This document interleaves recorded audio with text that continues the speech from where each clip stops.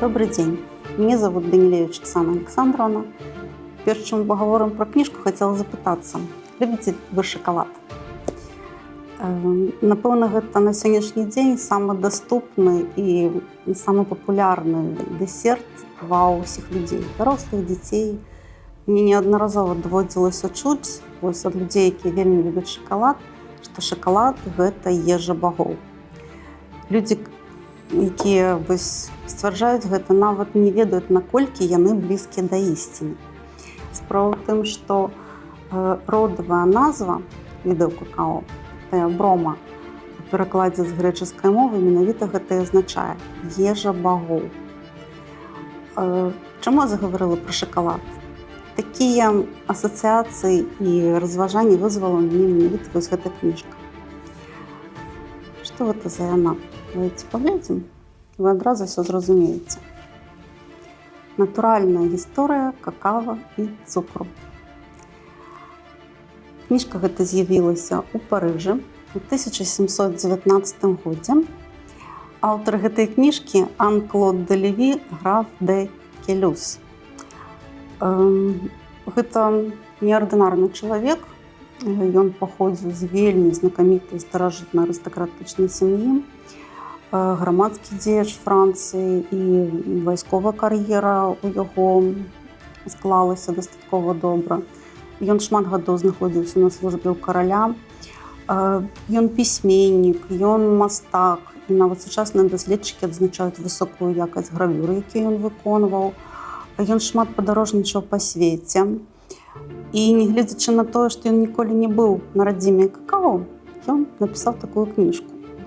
У прадмове ён гаворыць, што шмат дзе быў, шмат чаго ведаў пра какао, прыводзіць прозвішча тых, хто пісаў раней пра вось гэту расліну, і кажа, што шмат з гэтага неправда. І ён будзе адзначаць толькі тое, што бачыў сваімі вачыма альбо праверыў сваім вопытам.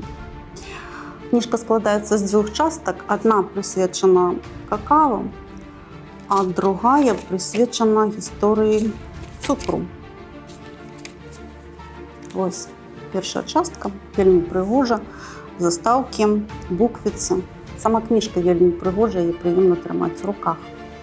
Археалагічныя раскопкі сведчаць пра тое, што какао як прадукт людзі выкарыстоўвалі яшчэ ў 18 стагоддзі да нашай эры. Какао, гэты тэрмін, узыходзіць да мовы альмекаў. Гэта самая старажытная цывілізацыя на тэрыторыі Мексікі сучаснай. Нашчадкамі яе з'яўляюцца індзейцы мая, ацтэкі, якіх мы ўжо вывучалі ў школе. Дык вось у ацтэкаў какао лічылася дарам бога Кецалькаатля, галоўнага іх бога. І какао выкарыстоўвалася як эквівалент грошай. Цяе гатавалі напой ацтэкі, але піць яго маглі толькі самыя высокапастаўленыя прадстаўнікі племені і воіны. У індзейцаў мая какао таксама быў свяшчэнным такім прадуктам. Яны выкарыстоўвалі яго ў самых розных абрадах, у тым ліку ў ахвярапрынашэннях. У кнізе ёсць ілюстрацыі. Вось на гэтай ілюстрацыі прадстаўлены плод какао. Мы бачым, ён нагадвае такі доўгі выцягнуты агурок, у якім такая светлая мякаць, у якой спее ад 20 до 60 зярнят какао. У Еўропу какао трапіла у 1502 годзе. Прывёз яго Хрыстафор Калумб.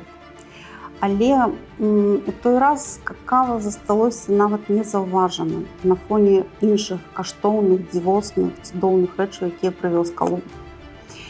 Але літаральна праз 20 гадоў, нават менш, у 1519 вялікі і крывавы Гернан Кортэс, пераможца ацтэкаў, вярнуўся з Мексікі ў родную Іспанію і прывёз з сабою сярод іншага какао і рэцэпт прыгатавання напою з яго. І вось тады какао было ацэнена ўжо па заслугах, нягледзячы на тое, што тады ў какао яшчэ не дабаўлялі цукар. Дабаўлялі карыцу, розныя такія духмяныя рэчывы, і хоць какао была зусім не такая, як у нас сёння, тады Почалося яе такое параднае шэсце па Еўропе. І какава было такое дарагое, што члены каралеўскай сям'і Іспаніі, нават выдаючы сваіх дачок замуж, як частку пасага давалі ім какава. Напрыклад, Анна Аўстрыйская, калі выходзіла замуж за Людавіка XIII, прывезла ў Парыж цэлую скрыню какава. Сярод іншага ў гэтай кнізе прыводзяцца рэцэпты. І какава, і цукар калісьці даўно выкарыстоўваліся у складзе лекавых сродкаў.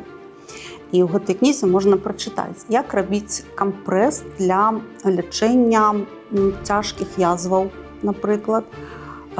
Тут таксама апісваецца, як рабіць мазь для лячэння ўсіх відаў скурных захворванняў. Што тычыцца цукру, то сярод рэцэптаў тут можна знайсці спосаб прыгатавання ртутнага цукру, які на поўным сур'ёзе людзі выкарыстоўвалі, каб пазбавіцца ад паразітаў кішэчніку. Вось у канцы кнігі ёсць цікавая такая анататка. У гэтай невялічкай анатацыі мы можам прачытаць, што выданне гэтай кнігі адобрыў доктар, прафесар, рэгент медыцынскага факультэта Парыжскага універсітэта Андрэй. Вось гэты штамп сведчыць пра тое, што кніга паходзіць з бібліятэкі графіні Марты Красінскай. Частка вялікай цудоўнай бібліятэкі захоўвалася ў маёнтку Свіслач пад Гродна.